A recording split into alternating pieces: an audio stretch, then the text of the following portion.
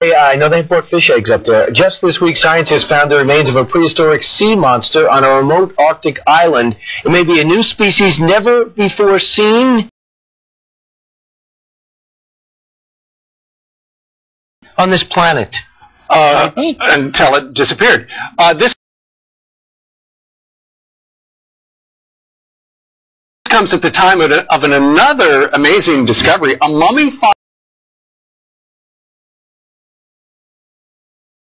dinosaur that could change a lot about what we know about prehistoric creatures. Tyler Lyson was only 17 when he stumbled upon the dinosaur he named Dakota on his farm out in North Dakota. Good morning to you. Good morning. What's extraordinary about this is it's a whole dinosaur. There's skin and bones. Right. This is a jackpot. Exactly. And most of the time, you know, as vertebrate paleontologists, we just have the dinosaur bones to go from. But with this dinosaur, we have, you know, complete three-dimensional skin envelope around the bones. Did nature do this? Nature did do this. We're currently working out the process of mummification in dinosaurs, but we do know that the dinosaur had to be buried, you know, very, very rapidly, and it had to be buried in just the right geochemical environment in order for this thing to be petrified the way that it did. Okay, so Tyler, you grew up in North Dakota. Mm-hmm. I find it amazing that you just sort of, in your backyard while you're growing up, I find a lot of dinosaur bones. I mean, that's amazing. This is 67 million years old. Right, yeah, and I've been looking for fossils basically my entire life, and I was very fortunate to grow up in such an area and receive training from various vertebrate paleontologists at a very, very young age. Do you know what you could sell those things for on eBay? Because I'm willing to give you $25 for like part of a T-Rex or something like that. But let me ask you this. Mm-hmm. So you've got skin, mummified skin, and bones and joints and stuff like that. Mm-hmm. Any DNA? There's no DNA. Unfortunately. I mean, not with current technology, and I would be, in my opinion, I'd be very surprised if we're ever able to pull out DNA. So, sorry, but no cloning dinosaurs. Not yet. And put simply, what happened that enabled for the first time that we know for the skin to be preserved like this? Well, this is buried right away, but how? It was buried very rapidly in a flash flood. And what's very interesting there was a crocodile that got kind of mixed up with this dinosaur. So we have so they maybe walked away at the end? Well, there's most likely the crocodile was scavenging on this dinosaur, on this mummified dinosaur. But this is one of only 6 mummified dinosaurs that has ever been found. I think Tyler's kind of smart. He's getting his PhD at Yale in paleontology. And you can watch this special on National Geographic, right? Yep, December 9th, 9 p.m. Fascinating stuff, Tyler. This Sunday. Tyler, thank you very much. No, thank you guys. The offer stands $50 now for part of a T-Rex. 75. I think I'll hold off. The last guy came in with mammoth hair? Yeah. That's right. Bring us a gift next time. We did get some piece of dino skin. We got 25,000-year-old woolly mammoth hair. And coffee. Oh, wow. Yeah, a science teacher in my town has it. That dinosaur discovery. The scientific world is still reeling from the discovery of actual Tyrannosaurus rex cells and soft tissue unearthed last week at a Montana excavation site. It's a tremendous find that scientists say could unlock the mysteries of extinction and could one day lead to real-life dinosaur cloning. Well, maybe. Well, North Carolina State University professor Mary Schweitzer is the leader of the discovery team that found these extraordinary specimens. She joins us now from Raleigh with more. Nice to see you, Professor. Thank you for having me. So tell us, how significant a discovery is this? Well, it has the potential to be very significant, but for right now, until we do further analyses, I think all we can say is it's really cool. Well, Professor, as I understand it, this was sort of an accidental discovery. You had to split one of the bones in half because it was simply too big to get into a helicopter, and in splitting the bone, you suddenly realized you had this soft tissue on your hands. Is that correct? Well, it wasn't quite that sudden. They had to split the bone in the field, as was reported, and when it got back to the lab and Carrie Ansell began preparing it, she reserved some of the fragments for chemical analyses, and so it was treated slightly different than most dinosaur bone is in the field. Is that amazing to find this kind of soft tissue in a fossil this old, and what can the soft tissue really tell us? Well, it's very amazing. It's utterly shocking, actually, because it flies in the face of everything that we understand about how tissues and cells degrade. It's not something that any one of us could ever predict or hope for. And I think that it's important to remember that we We don't know for sure what it still is. It looks like blood vessels, and it looks like bone matrix, and it certainly looks like cells, and it acts like cells. But we haven't done the chemical analysis that let us say what it is for sure.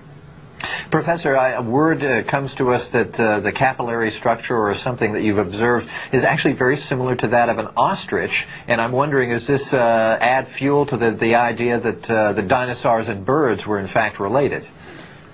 Well, potentially yes. Realize that the blood vessels in your bone look just exactly the same as well. Vessels at the level that we reported in the paper all kind of look the same.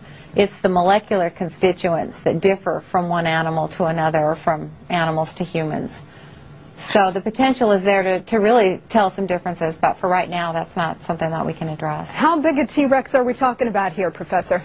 This one was quite a small T-Rex relative to, say, Sue that's on display in Chicago. It was significantly smaller, but it was also significantly older. And if I'm remembering what Jack told me correctly, it is the first appearance of Tyrannosaurus rex. So therefore, it's geologically, it's the oldest T-Rex on record. Would it have wanted to eat us, Mary? Was it a carnivore? You know, probably. That would be my guess. Now, is it possible to clone from this kind of tissue? Are we looking at, Ron and I were sort of making fun here of a real-life Jurassic Park, but is that possible? No. I think all of the obstacles that stand in the way between us and cloning a dinosaur, getting the DNA from the dinosaur is actually probably going to be the easiest, and that's not something we're anywhere close to doing.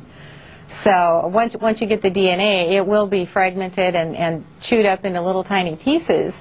And so you'd have to figure out how to put all those pieces together. And then you'd have to figure out exactly what order to put them in. Then you'd have to figure out how many chromosomes that dinosaur had and make sure that all of the genes are arranged correctly on the chromosomes. And that's just for starters. Well, you've anticipated my next question. And let's assume that you can do all of that sort of thing. What might you learn from dinosaur DNA?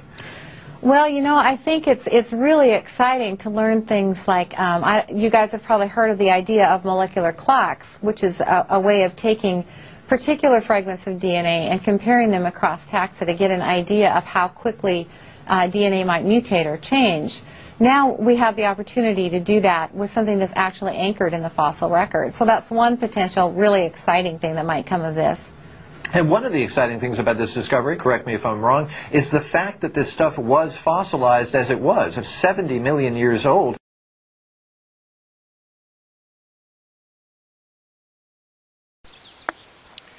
We are at the famous site of the giant footprint, or the footprint of God, here near Mphaluzi in South Africa, very close to the Swaziland border.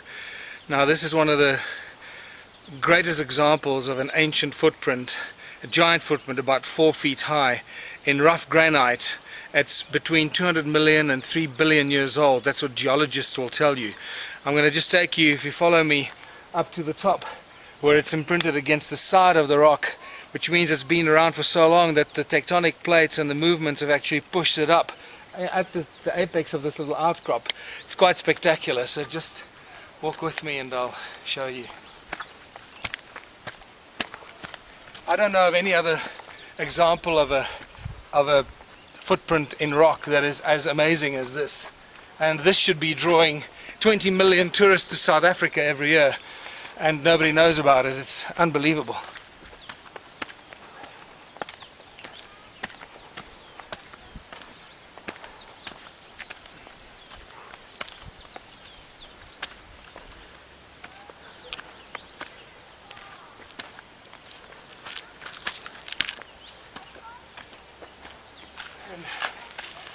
There we have it. Let's get closer.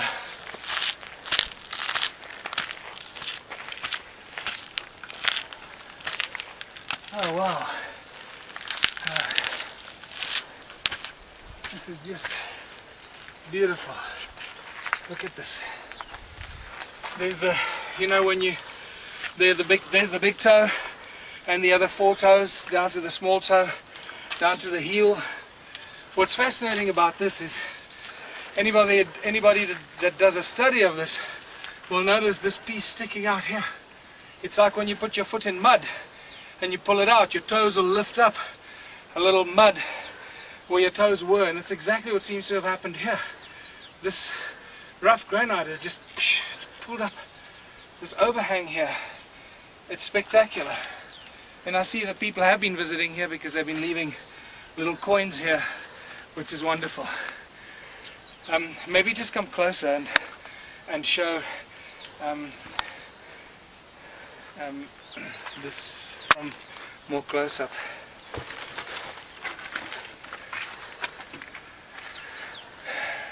Okay, well, I don't know who else has filmed this, but I think we'll put this up for everybody to see, for everyone to really appreciate this. Is a spectacular bit of human history. There were giants on Earth.